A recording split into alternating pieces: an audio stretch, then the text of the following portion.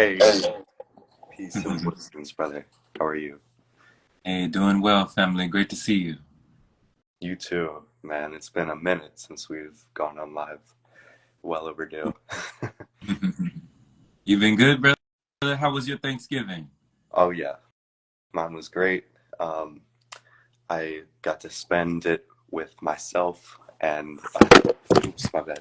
I got to spend it with myself and then also all the loved ones I got to share it with. But like directly speaking, it was mostly just like me. Like we did have a like here at the school that I'm at, we had like a whole big school-wide Thanksgiving lunch, and that was really nice. And I got to spend that time with some of the people that I'm friends with here. But then the whole rest of the day, I just was like in work mode, you could say, but like play work mode, which for me is like working on content and creation. Be staying in that flow state. That's what helps me feel the most alive, and then to be able to share that with others, that's the greatest way that I could ever give my thanks to somebody. It's just to share something that came from my heart you know Absolutely. yeah. Absolutely, brother. Absolutely, man. When you talk about that flow state, for a lot of people it's tough to get into the flow state. So when it comes to, that play work mode, how would you say that you you are able to get into that more easily today than maybe back in the day? Like, is it easier for you to get into that state of flow as you go? Yeah, yeah, man, absolutely. I definitely feel like it's a cumulative process, and I was talking about this with somebody right before this live, actually, as I was getting some feedback. And but what they said in the post that I made earlier was like, when it comes to content creation or anything that you're doing that is requiring you to be in the flow state, like it's all about releasing the the expectation for what it's supposed to look like, what it's supposed to feel like, how it's supposed to happen, and just giving that up to something greater than your mind or your ego, you know. And that's when you're entering into the state what they call flow, because it's like the flow of water. It's like how water basically is this current that if it's not moving, then there's no life in it. And Mm, right, like once you get that water flowing, then suddenly all types of life forms can exist inside of it. mhm, But you never see like a swamp that is like thriving with all types of life, because it's kind of mostly dead water, mm, you know. So I feel like, yeah, once we're activated in that sense and we've got that life force energy flowing through mhm. us, then the flow state. Man, I might have to fix this angle here, but we'll keep it for a second if it stays. But so yeah, like that flow state, it becomes a lot more enhanced as the life force accumulates inside of your body. Mm, And so I did mention that like the practices where engaged in certain activities is what really enhances it, but you also have to build that foundation of whatever allows that energy to flow through your body in the best way. mhm. And I know for you, like it's the qigong, it's the pranic healing and fasting and all these practices, that really bring you towards kind of what is already established and known to be proven ways on how to increase that life force. But Yeah. everyone has to find that for themselves. That's like the main message, and you'll never get there until you first start trying, and you just don't care about how it's supposed to look, and you just go for it anyway, you Mhm, know. mhm. No, I agree with you, David. It's kind of like how they say, and I'm sure you've heard this before, your your currency is current chi, you know, Yeah. and your current chi is currency, Mm. right? So like a current, like the water that flows and grows instead of the stale water that kind of stagnates and pools. So I love that. That's so cool that you release that block, you release the expectation, you let go of that stagnation, and you raised your vibration. That's good information for sure. For sure. People need to hear this. Yeah. So you're saying that's how you created a foundation with yourself, you know? Yes, yeah. I mean, like I said, everyone has to find that process for themselves. I can't give you the formula or the recipe. Like, all I can do is tell you what has worked best for me, you know? Hmm. That rhymed.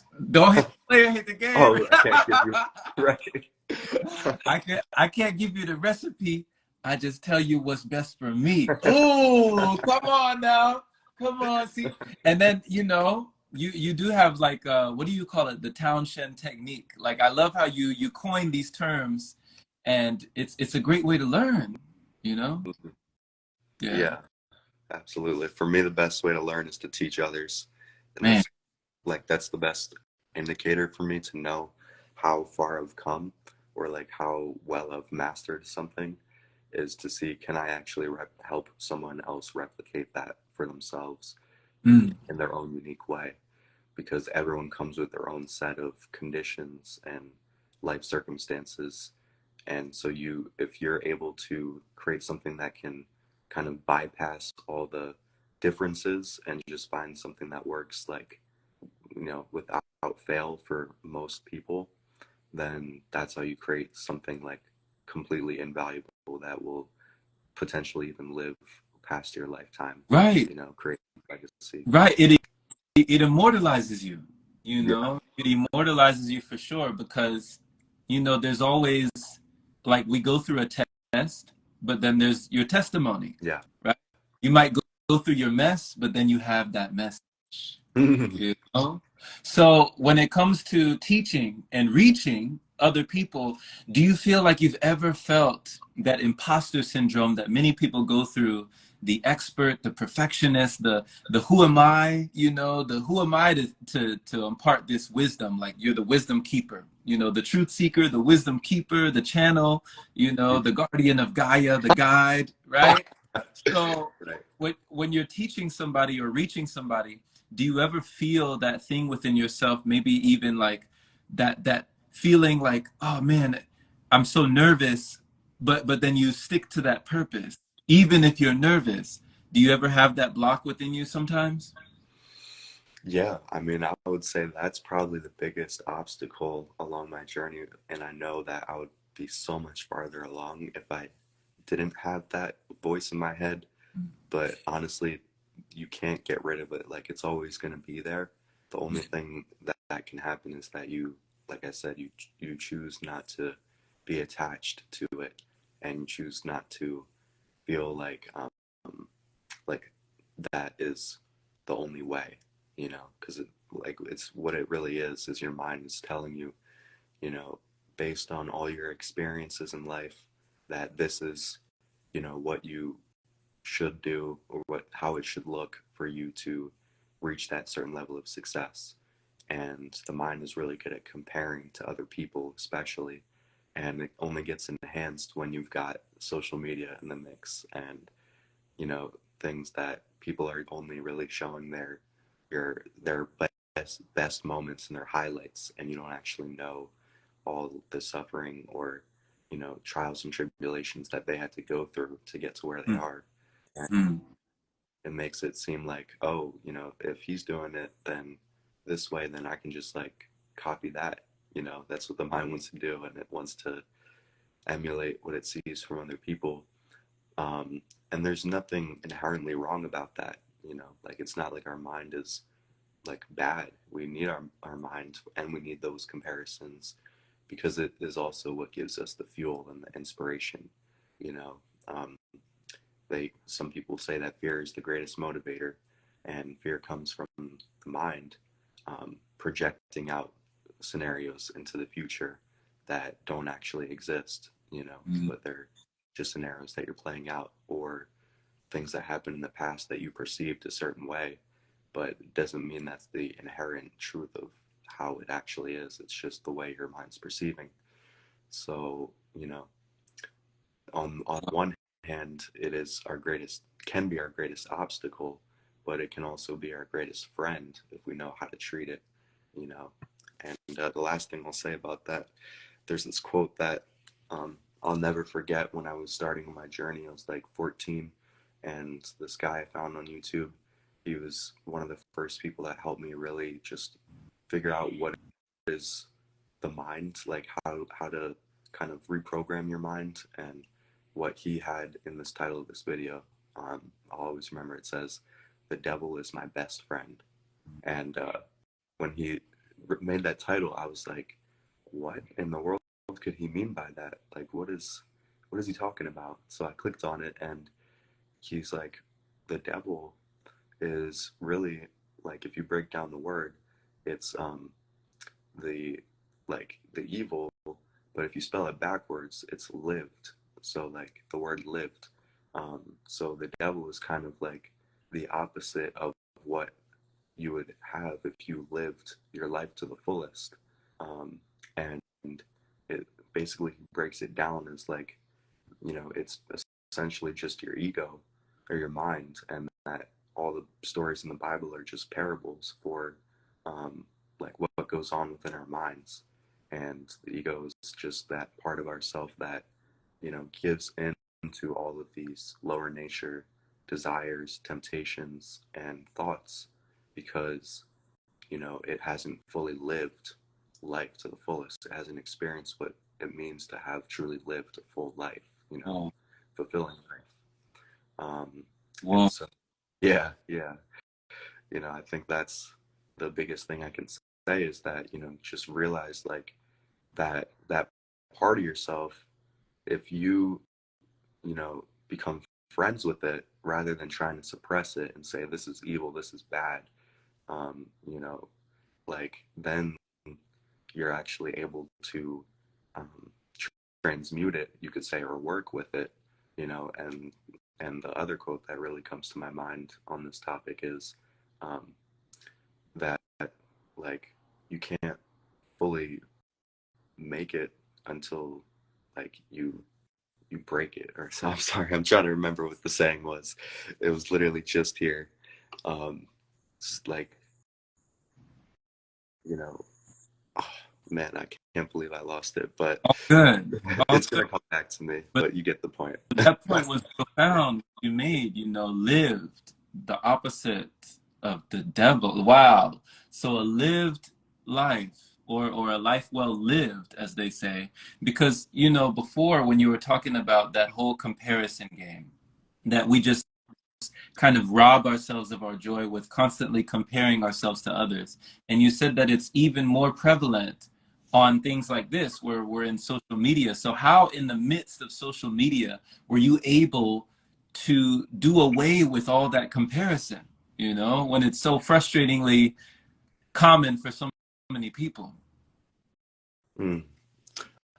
I just remember the quote. The quote was, "Keep your friends close and keep your enemies closer," and that is basically going back to the same thing here. Is like, the enemy, quote unquote, is what we perceive as the devil or the ego.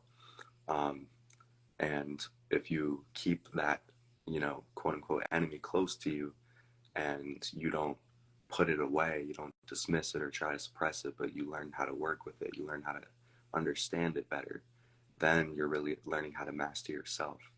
And to answer your question, like, how was I able to navigate through all the turmoil of like comparing myself to people and things like that, which I'm still dealing with, obviously. It's not like it's ever goes away, like I said. But um, that the answer is that I learned to better understand myself and what all those, parts within my subconscious were that were causing me to compare myself to other people, and then learning how to reframe it into, this person is a reflection of me, of the potential that I have within myself if I fully activate, that side that was afraid of thinking that, what are people going to think if I do that? Or, you know, how am I going to look? And all these different type of things. And it is a balance that needs to be struck because, you know, like I really enjoy, you know, talking about really deep topics, esoteric things, and expressing myself in ways that not many people can completely understand or they can't fully resonate with it. But the challenge there is like, are you gonna suppress what your truth is just to impress other people, or just to, have them resonate with you? And sometimes it's good to kind of, simplify your message, create it in a way that is, um, something that everyone can really kind of grasp. But at the same time, you don't want to like take away from the message. You just want to find a way to refine it in such a way that it can create the largest impact possible. You know, Mm-hmm. person. Mm-hmm. Very, very true. Very key. So you would say that you've made peace with the parts of you that you're able to express that may be esoteric to some, but even if not everybody understands, you've made peace with the ability to express it anyways. You would say that? Yeah, exactly. And not Okay. just with esoteric things, like it can be with anything, but I just use that as an example because that's something that most people don't really look towards. And it was the biggest challenge for me because within my parents, my friends, my loved ones, I wanted nothing more after I figured out all these truths about the world to share that with them and have them, understand it. And then we can really, support each other in a much more powerful way. Um, but I realized like you can't force anybody to look into those type of things. And the more I tried to force it, the more it was pushing people away. But then Mm, mm, once I just started living it, then they actually started to ask questions, and they're like, "Whoa, how did you do this?" mm-hmm. Your life is your Yeah. message. Your life is your message. Like, what was one of the ways that you would try to impart that wisdom to someone else, or would try to, like you say, force someone else to kind of realize that? What was one of the ways you would do that?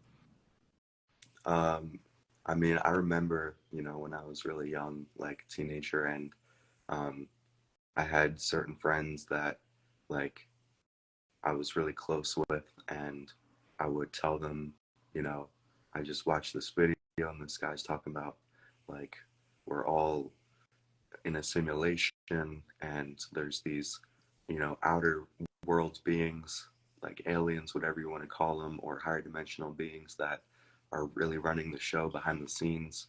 All the people that we think are in positions of power being controlled by them, and it's an attack on our spirit and our minds to keep us kind of dumbed down so that we stay stuck in the matrix, quote unquote, and follow along with the narrative.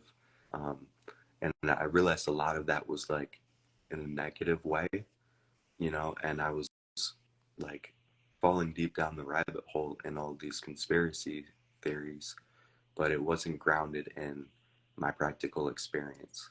So what I learned to do was just to reframe it and just say like, speaking from my personal experiences and also always offering solutions and never just addressing the problem.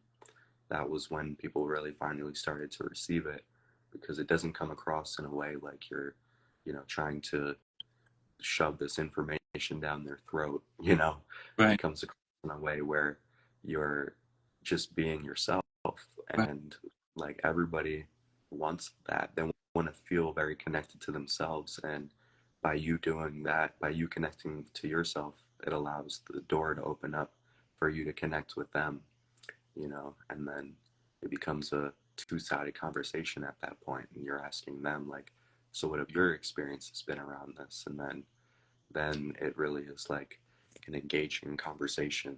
yeah, yeah. Because like Ralph Smart, Ralph Smart, Infinite Waters, right? Yeah. Like he'll do that. He'll do that too, David, where he'll say, one thing I've learned in my journey, Hmm. or one thing I've learned on my journey. He'll rarely ever say, something is fact or something is concrete or this is, this must be this way.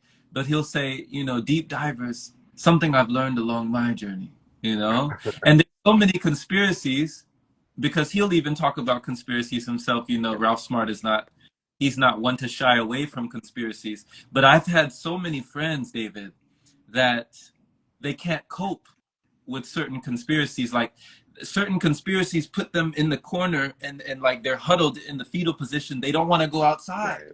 You know, they don't even want to experience this reality because the reality is no longer a comfortable Yeah. reality, you know? Like it's changed and reshaped their mentality. So now they fear the reality.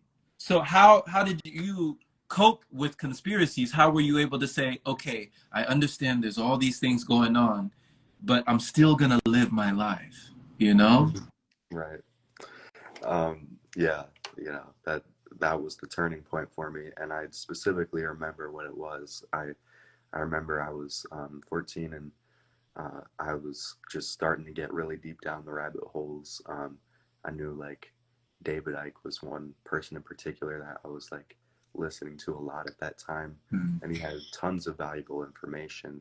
But I just wanted to like consume it all day because he would have lectures that were like 3 hours long, decoding the entire matrix of reality. And it's like I was just like I would go home from school and just turn on those videos, get out my snacks, and like that was like the rest of my day after school, you know, for like months. And then finally, I came across this psychic actually, which was a mutual friend of mine that was also kind of into the esoteric stuff. And I was lucky to have at least one person back then that I could really talk to about this kind of things.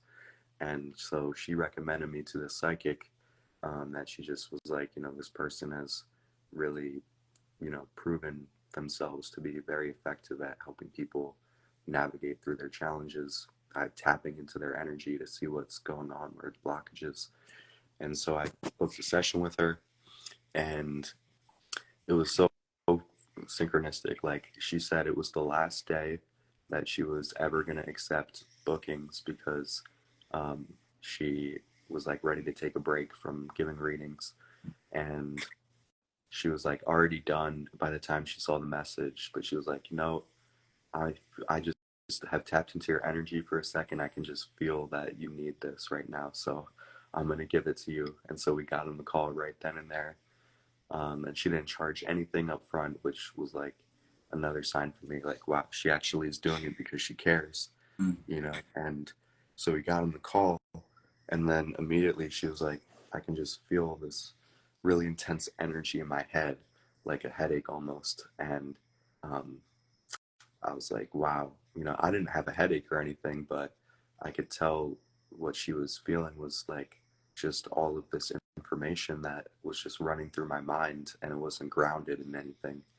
And, um, you know, and it was just like uncovering so many new things at once and not taking the time to fully integrate all of it. And so she was basically like affirming all of that to me, like, this is what I can sense that is going on. And she just went into all these specific details that just proved it beyond a shadow of a doubt. And I remember the call was like 2.5 hours long or something. And by the end of it, uh, she had like told me as well some like kind of prophecies, but it wasn't like predicting the future because she doesn't predict the future, but she will tell you like that maybe these certain things will happen to you, and they will be guides or influential, you know, events that will happen in your life that could really accelerate your process of healing and growth. And just to be on the lookout for these things, because she could also tap into like the astrology and like pre-written destinies and analyzing your character in that way. And so she told me like very specific things, like you're gonna have this healer that's gonna come to you, and you're just gonna be wearing all black that day, and they're gonna put all these crystals on you, and they're gonna go through this whole like energy healing process, and it's gonna just change everything for you. And I just remember that one specifically amongst all the others because it ended up coming true 4 years later, but it did end up coming true. And that day I just happened to be wearing black, and this Reiki healer I met um, just so happened to have all these crystals, and his process was to put them all over your body. And he was like one of the first people I met in real life that was really on this path. And yeah, I just remember that was what changed everything, because it was like,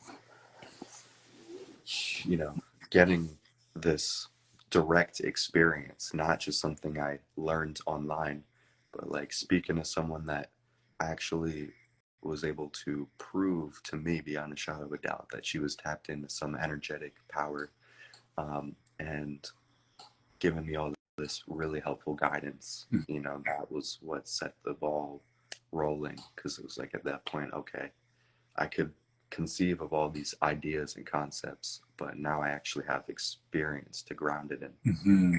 And that's what Mm-hmm. changed it. Man, bro, that is mind blowing, man. Like I can only imagine what your expression was, what your perception was when you were met with like the inevitable conclusion, like the proof Yeah. beyond shadow of a doubt. Like you said, it's undeniable, right?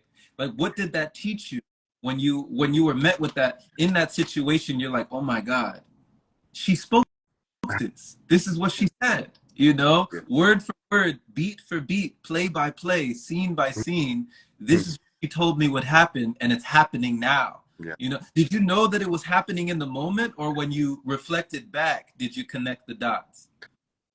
Oh, well, I knew in the moment because of just the more subtle things of like her being able to tell exactly what was going on within my spiritual journey without me having to say anything about it. Um, but then, of course, later on down the line, once all these dots started connecting and the events started happening that she was telling me about, she even told me, I remember, like, soon you're going to meet someone that is going to come into your life, and they're going to come in to shake things up, and they're going to kind of come across as a danger to you and try to incite some violence into your life and things like that. And then only like less than like a few weeks later, then there was this guy at my high school that like had clearly some like kind of mental health issues, and projected that onto me, and like literally went up to me and like in the like he just walked into the classroom and like started beating up on me one day. And like I was able to defend myself, and it resolved itself. But it was like that just blew my mind, because she told me like be ready for this person, you know. And I was able to handle it a lot better than if I wasn't prepared Right. at all, you know. How did you handle it? um I mean, so yeah, he actually basically like had my number and stuff, and so he was like threatening me after. Basically it was like just some stuff that he made up in his head, like about that I was going against him or trying to do something to him. I don't even know remember what it was, but it was completely made up. Like whatever, he was going through something internally and felt like he needed to project it. And I mean, I just kind of, instead of being afraid of, was like, you know, I recognize that this is happening for a reason, and there's something deeper behind it. And like just even just sending him love like energetically, like I just wish for you to get through this experience in the proper way that's going to help you heal. Mm-hmm. And you know, that's pretty much how it just resolved itself on its own that way, Wow. you know. Just so yeah. You just sent him love.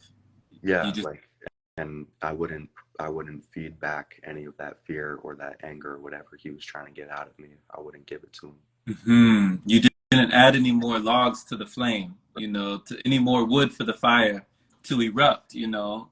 That's amazing, man. That we could just spread love and we can diffuse that flame with that love energy. Because when you say that she was tapped in, do you feel like to a certain degree we are all tapped in, or do you feel like she had a gift or she had something that other people don't have? How did you feel about that? Um, um, well, yeah, I think everyone has psychic abilities, and we're born with it. It's like our sixth sense, you know, which is our intuition. And we're all born with an intuition, and that is what guides us along our journey more than anything. It's that voice inside of us that is telling us, you know, what is the right thing to do in this situation. Um, and, you know, sometimes we're just not conscious of it. So the only thing that the psychics are doing is that they're putting their conscious awareness on it and then training it like a muscle. And by doing spiritual practices, you know, or whatever, like kind of self mastery type of practices. And then once you really just start to trust in that inner voice, that intuition, then it will speak to you louder and louder. And then you'll get to the point where, you know, you can even hear other people's inner voices Mm-hmm. because you're able to hear it so well within yourself. Right.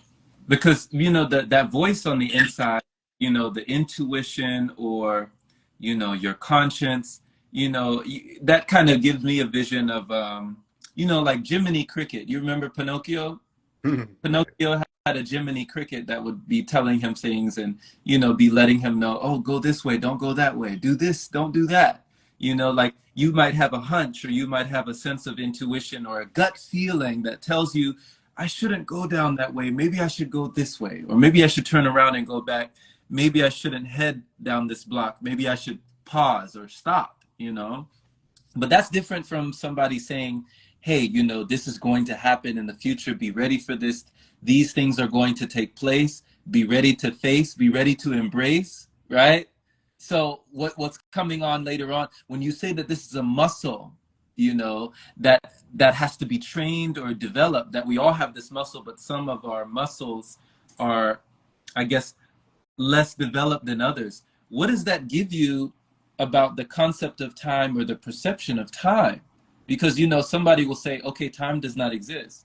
But she told you something would happen at a period of time in your life, and it happened beat by beat 4 years later, right? Mm-hmm.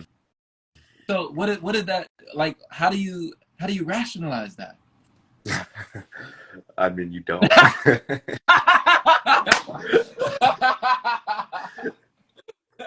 You know, like you can't you can't rationalize it because if you try to analyze it with the mind, it's never going to come to an answer or a conclusion. Right. That's why modern science is not able to prove these type of things because it's only operating on the level of rationale and the mind, you know. Mhm. Um, but you know, I mean, if I tried to analyze it on the level of the mind, what I could say is that, you know, potentially because she had developed that intuition so deeply within herself that she was able to like read what my intuition was saying.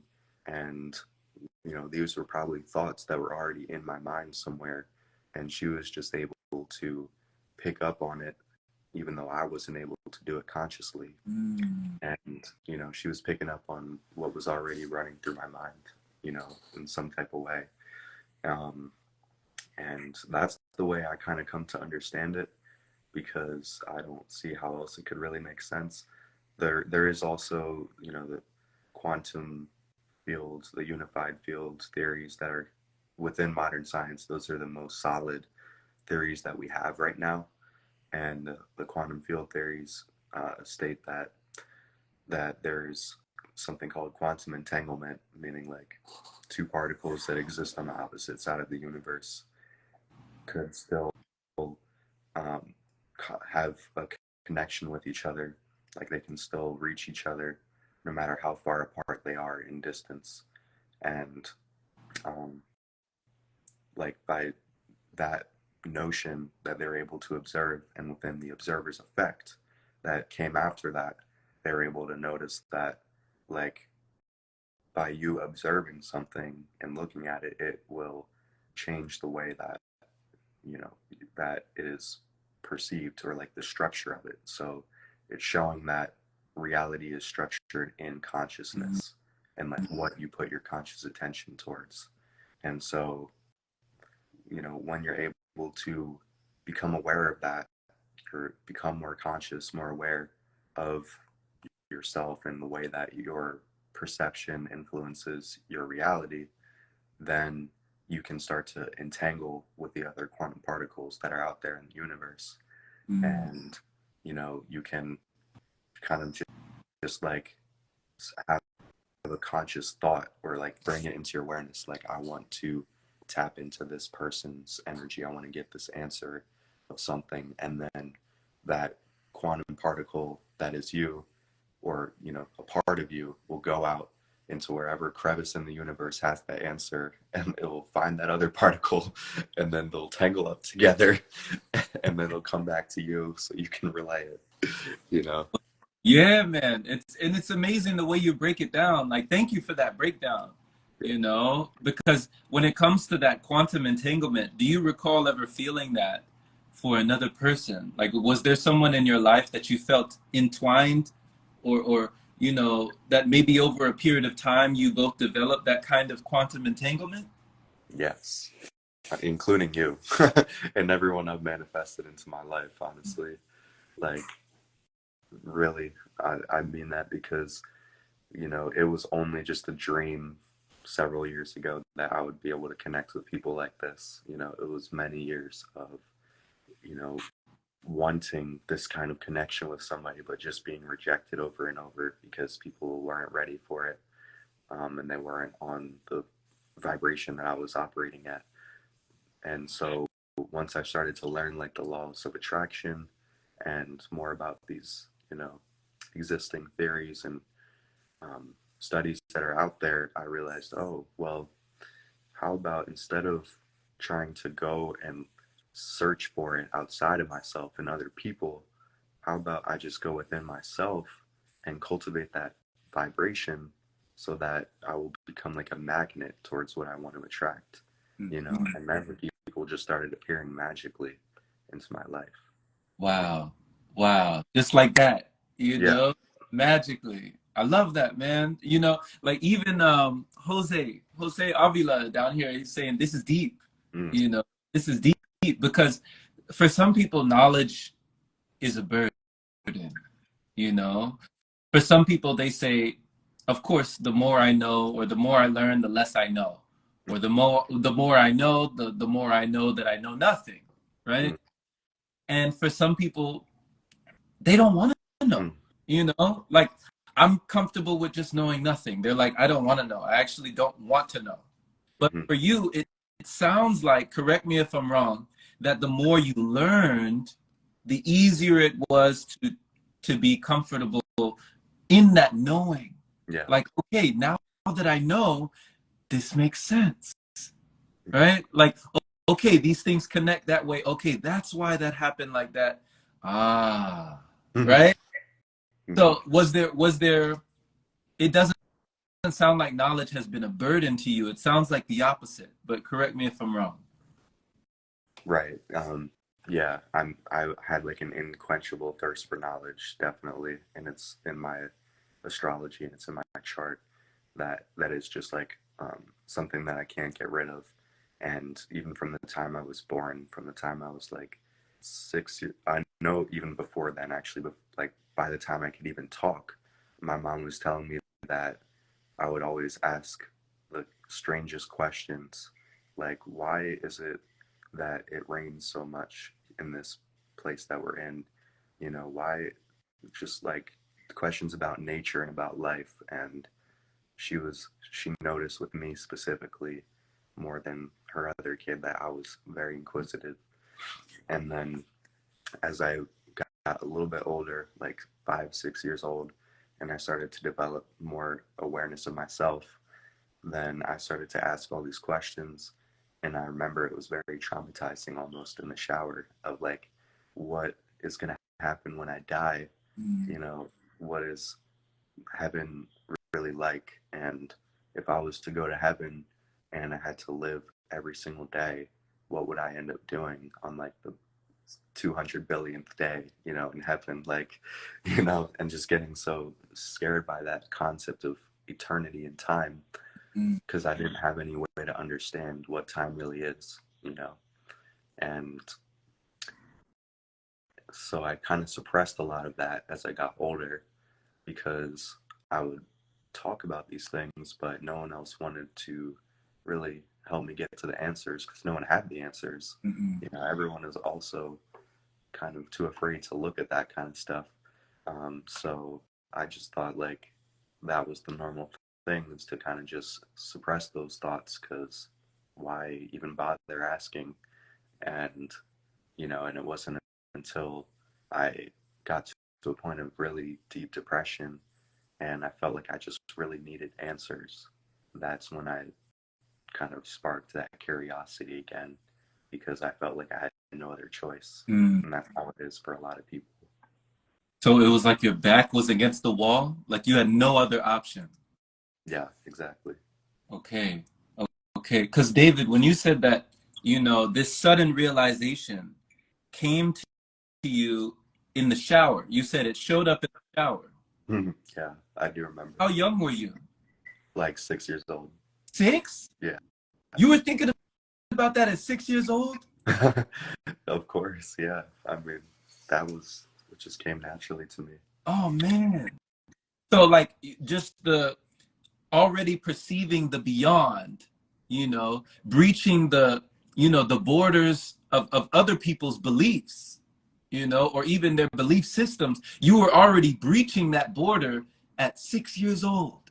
Yeah, yeah, I mean, to me it was like I was questioning, why isn't everyone thinking this?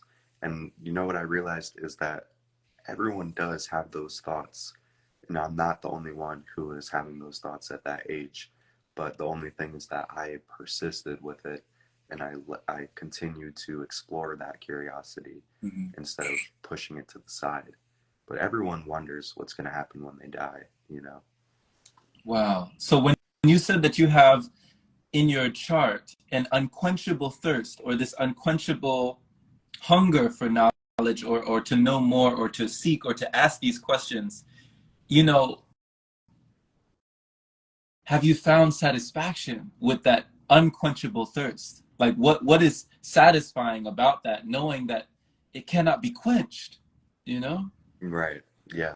That's what allows you to kind of come to terms with it, is the fact that you really will never know the answer. But, you know, through the process of exploring that curiosity and discovering, as much as you can, then it shapes your character, and it shapes like your personality and your identity. And eventually it helps you break out of your identity Mm. and helps you merge into something greater, which is that underlying unified field that connects all of us, and then you realize like there's nothing to worry about anymore, because like I am just a drop in the ocean, and I can only do so much in this one lifetime. But if I realize that I'm actually the whole ocean itself, then it doesn't matter what I do, like all the power and everything is already within me, so there's nothing that could ever take that away. It's just like once you cross that barrier, like, there's no return, essentially. Yeah. Wow, bro, that is beautiful, man. That is beautiful, bro. Like, man, this is so beautiful, man. Like, thank you. This is confirmation. I know it's not just for me, but I know somebody listening to this right now, this is very confirming, very affirming to them on their journey as well. Like you said, you're not alone. You're not the only one that has had these questions, but some people, these questions might bring them down, where other people might feel empowered, to understand more. So just thank you for sharing that, man. Thank you. Yeah. Absolutely. It's my greatest honor, and I realize more and more that that is what we're here to do. We're here to help others remember who they really are, and walk each other back home into that remembrance. And the entire life that we live is just a series of events that are leading us towards that. Hmm. Hmm. It makes it seem like, you know, like it's not so final. I think a lot of us avoid looking at what we think is the conclusion or the end of it all, because we think of the finality. Mm-hmm. It's like that's it, and we don't want Mm-hmm. to think like, oh, is that it? That's it? That's all? We don't want to realize, or we don't even want to come to grips with the possibility that it could be over. Like there might not be a continuation, that this might be the only simulation that we get to experience, Mm-hmm. you know? So when you put it like that, not being just a drop in the ocean, but being the entire Mm-hmm. ocean, I love that. I love that, man. Right. I I am the entire ocean experiencing itself as a drop, you Woo, know. woo! Experiencing itself, you know, and we get to experience one another through each other, you Hmm. know, like someone experiencing themselves through the words that you've shared. It can allow someone else to become that much more aware, you know. It's like Jose Avila, he said, I received messages from people that will confirm and experience situations where I manifest things that I think about as well. So he just, you know, confirming the things that you're talking about. It's like, wow, there's a word called sonder that's just basically like the realization that we're not alone, you know, like there's other people that we are together, you know, you're not the only one just experiencing this by yourself, and everybody is just part of your play or just part of your scene, you know, but that we're actually individually we're experiencing, you know, the uniqueness, Mm. you know. So I love how these puzzles can come together. I Mm. love Yeah, I think everyone probably has at least one experience in their life when they felt like they were thinking about something and then it just occurred to them, you know, or it like they were thinking about somebody and then they call them, or they're thinking like I really want this opportunity to come into my life, and then it appears right there in front of them. it. Um, and you know, it wasn't the thought necessarily, but it was like you putting yourself into that reality or that scenario and like feeling what it would be like to be in that scenario. And that's the thing that like differs from what most people think that manifestation is about, you know, because it's not about um, asking for like all of these things to just be given to you. You know, it's like if let's say, you know, you had a child and um, you know you wanted to just ask your parent like, I just want you to buy me all these different things, please, just because you love me, right? Um, you know, the parents probably not going to just go ahead and just buy you anything you want right away. But if you say like, you know, I really need this thing, or I want this thing so that I can serve better, I can be a better version of myself in this way. Like parents are a lot more likely to say yes at that point. And if you also have like a track record to show like that you're using the things that you were given for a good reason, you know, and so that's the same way it works, but your parent is the universe, you know.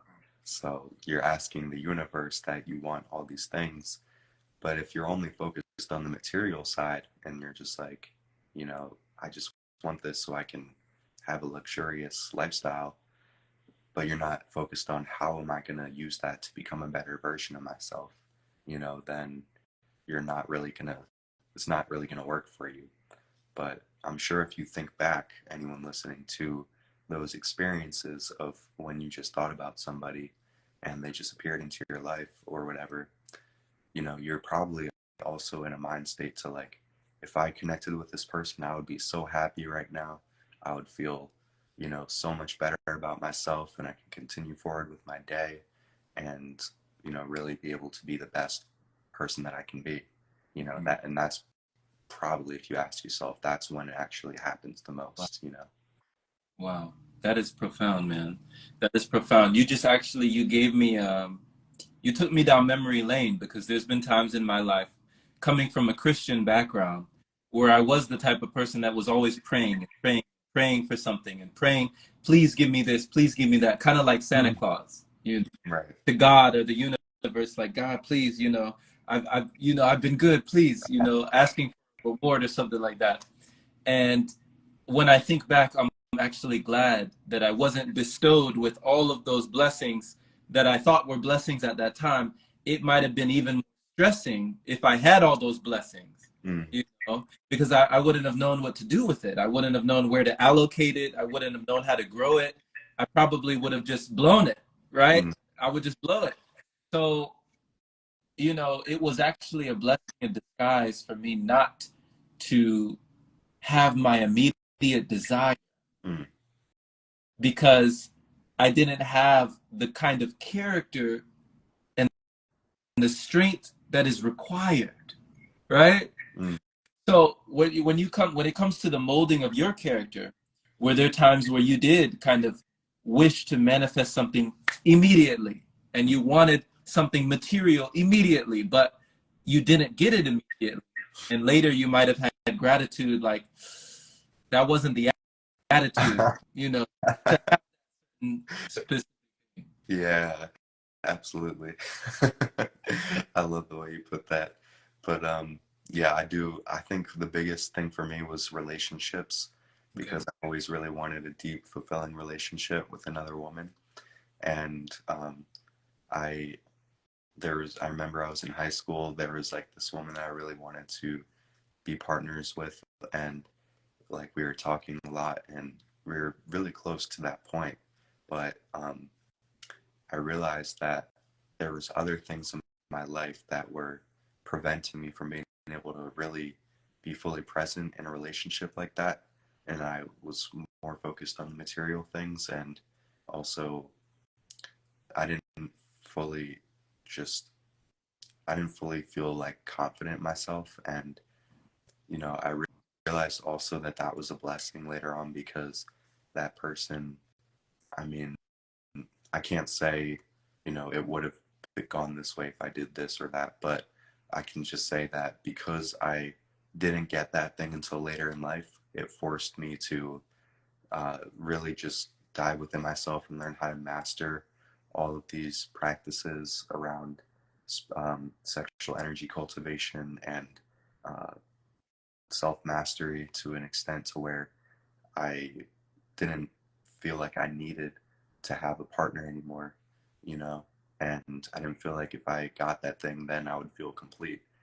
I felt like I was already complete and that this thing is just going to add on to what I have right now. And as soon as I got to that point, which happened as a result of what I would mostly correlate it to, is I was living in that community in Ecuador called Fruit Haven, and I went over 6 months on the uh, semen retention journey, and that was by far the longest I'd ever gone. And I never even expected I would be able to make it that far, but just being around community of so many beautiful people and being around all the nature, it just like was the last thing I had on my mind at that point, and once I was so far ahead, like so far along in that journey to where like there was just no thoughts entering into my mind about any of those things that were holding me back before. Um, that's when magically the partner that I like had always dreamed of just came into my life and had like the most nourishing connection with that person that I still have to this day. You Wow. know, it is definitely an example of how that has played out for me. Wow. That's a testimony, man. Testimony right there. So when you wanted it and it wasn't right for you to have it in that moment, or wasn't right for you to grab it in that moment, you're saying like it allowed you to become more self-sufficient. You Right. you had more mastery over your sexual energy, your own cultivation, your own vibration. And then when you came to that level of mastery that you were already confident within yourself, boom, now who's walking up? Right? Yeah, exactly. Wow. It's things that I didn't even do anything to attract that person. Like, and before when I was younger, I would like be watching YouTube videos like how to attract a woman, how to flirt, and how to do all these different things.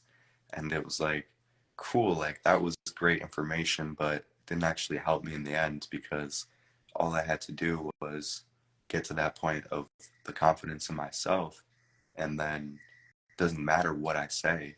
Like at that point, I'm just being me, and then that person is just gravitating towards me for who I am. And that is the ultimate, like, fulfillment of a connection that you can have, you know? Mhm. was very twisted. I thought I had to become a certain person, you know, to attract this person, or had to say the right things, you know, and all of that that most standard like dating or relationship advice would give you. You know, just say the right things, take them out on this date, like give them these gifts, all that kind of, you know, stuff that they want to hear. But ultimately, none of that's going to do anything if it's not like something that is really ingrained within you. Right. You know, it's not coming from the heart. Right. So it was internal, not external. Yeah. It was all internal, not the external. It was in you, not on you. You Right, It's right. like it wasn't about the dress, your appearance, the words, your vernacular, and it's interesting. I love how you say, David, that you didn't do anything to attract this person, and actually you did everything to attract this Oh, person. right, You right. know, it's awesome, like to see how that paradoxical effect will take play. So, Mhm. man, thank you for that, man. And Nabia, she just joined us. I know we're about to conclude here, but she says, "I love your name." Mhm. She said, "I love your name, man. Do you want to real briefly? Do you want to tell her what your name is?" She, do you see her in the comments? Oh, Nahiba. Yeah, Nabiha. Nabiha. Yeah. You you see what she says? Real quick before we go, do you want to tell her what that is? She's wondering about juices. Uh, well, I'm not sure if I might have explained that to her. No, I definitely didn't if she's asking. But the reason why I have that name is because um, I actually made it when I was 12 years old, which is a really funny story. And I was basically at that time just looking for a name that was going to be kind of funny and catchy, just to kind of like make people laugh whenever they saw it. And at the time, it's like I was raised Jewish and Christian, so I felt like what a better name to call myself than Jesus, as like a way to symbolize that I'm both Jewish and Christian. Um, but then as I got older, I decided I never wanted to change it because it it brought like even deeper meaning later on in my life. Um, and so basically what happened was that, you know, I started to gain more development on my spiritual journey, and got to that point to where like I realized that it symbolized something even deeper. It symbolized that I was not restrained or confined to one type of belief system, but that I was um, what I would call myself an omniist, you know, someone that will take the truth wherever he can get it and not put himself into just one box or one label. And so that was like when it really started to resonate in a way that I was like, you know, I'm never changing this because this just symbolizes who I am on in so many levels. And then I started to get more deeper actually into some of the esoteric teachings about Christ and Christ consciousness, and then it became more of a symbol to represent that Christ consciousness that I was, you know, having as really my main priority in life to activate, and to help others activate that within themselves, you know. And so that's what it became about. Um, and it's just continued to evolve over time. And it's like each time when I explain it, there's a new meaning that comes out. So I'm always happy to explain Yeah, it. we're happy to hear it, bro. You know, I love this, man. You're living out that prophecy today. Like each one of these conversations is an activation, you know? So, man, thank you. Just thank you for putting out the information within you, and just thank you that you choose to continue, you know, that you choose to keep going and keep growing in your own way, man. We love it, bro. We love it. Thank you. Thank you, man. Love you too, brother. Thank you so much for having me on here. Do you mind if I end this off with a freestyle? Go ahead. Because Do your thing. Do your thing. because we were talking about the power of raw, authentic expression and how that is what got me out the depression. Mhm. And I remember them days when I was really stressing, Woo. but finally made it out the mud and realized that every day is a Yeah. blessing. Yeah. Yes, sir. My brother Jerome always knows how to pick up the phone and allow you to express what's on your dome. Woo! Yeah. So that you can unlock the voice inside and take the seat on the throne. My man. My man David, bro. My man David, Townshend, no end, bro. There's no end, bro. Yeah, I mean, of course, I can go on forever. Yeah. And this style is just what I choose when I'm tethered Mhm. into that side of myself that's not trying to be extra, but just trying to tell the message that is coming from Yeah. the heart. Yes. And it'll come in whatever form it wants to, as long as I start. Woo! You know? Man, cooking. This man cooking. Yo, man, I love it, man. Thank you, bro. You made my day. You made my day, man. My day, bro. Just So, remember, man, till the next episode, brother. yeah, Yes, sir. just remember that no matter what, as long as you're knowing all of this truth, then you will never miss your mark. You will stay centered and you will shoot right up to the stars Yes. and do your part. Yeah. Sir. Oh, Well, much, my man, Moon Magica just wanted to join, so I think I'm going to keep this going with him. But it was really amazing tapping in with you, brother. much love, man. Yeah, and we'll definitely see you in the next one.